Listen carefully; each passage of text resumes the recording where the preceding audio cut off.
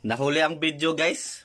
Kagising ko lang kasi. Kumakain na pala ng misis ko ng sampurado. Kumagay ka. Ano ba yon? Hindi ba yung sampurado? Purado yun, di ka kumain ng pandesal, oh. Oh, guys, almusal tayo. Bago magsilsil. Magpandesal muna tayo. Ah, di ba? Sarap. Pumpasa na ako dun. Saan? Yung sa pagawan mo. Punta ka dun mamaya. Kaso lang. Lukas ako pa. Siyempre, sasara ko yung ano. Guys, kain tayo. Pandesal with pansit. Sasara ko yung pindahan.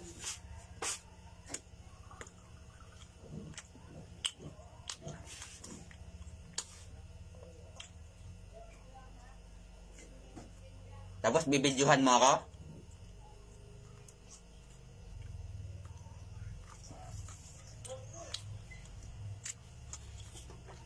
Business ko sampurado, akin pansit. Siyempre, tutulong ako ng ano. Silsil. Para mabilis.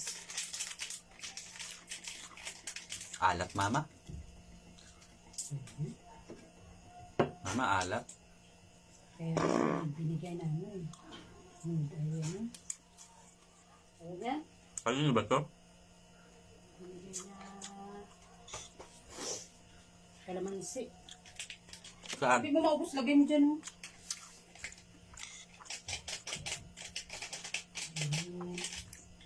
Guys, Doon, saan? Harap ng clubhouse, binigay na rin.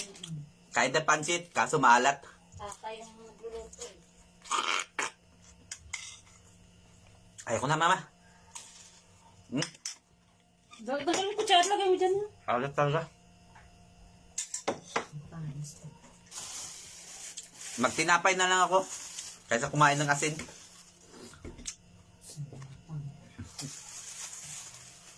Ah, 10 tinapay. Hindi ka ba kumain dito, mama? Tinapay? Pa, hindi pa.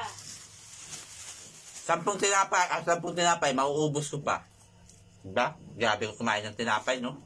Kahit bawal ko sa pandesal. Wala naman bawal-bawal pa siya magutom. O, mama. Kape na naman asawa ko. Lagi na lang nagkakape. Adik sa kape. Sa isang araw, 2 beses nagkakape. Sausaw ako, mama. Ang tinapay, hinuhugasan ng kape. Ganun yung ginagawa. Yan ang Pinoy. Ang tinapay, hinuhugasan ng kape. Sausaw ba?